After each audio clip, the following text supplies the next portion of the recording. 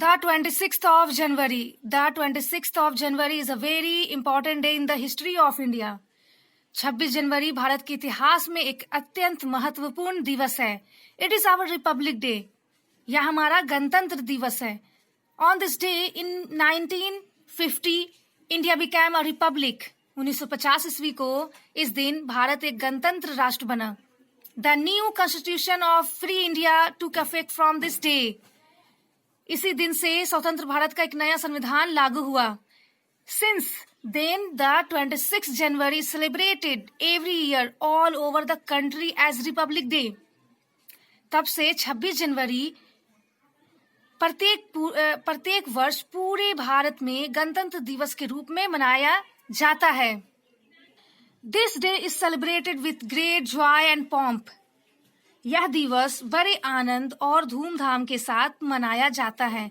On this day, roads and lanes are swept and cleaned. इस दिन सड़कों और गलियों में झाड़ू लगाया जाता है. All school and colleges are decorated. School और कॉलेजेस को सजाया जाता है, यानी कि स्कूल और विद्यालय और महाविद्यालय को सजाया जाता है. All offices and important buildings are decorated. सभी कार्यालयों और महत्वपूर्ण भवनों को भी सजाया जाता है. National flags are unfurled in government and private institution. सरकारी और निजी संस्थाओं को, यानी कि सरकारी और निजी संस्थाओं में राष्ट्रीय झंडे फहराए जाते हैं.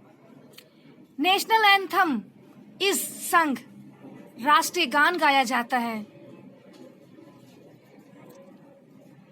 Significance of the day is explained. Significance of the day is explained. इस दिवस को, यानी कि इस दिन के महत्व को समझाया जाता है. We are reminded of the struggle made to free India.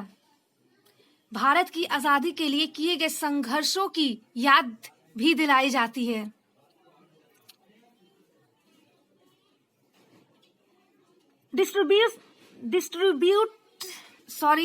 Tributes and paid to those who died in the cause of freedom.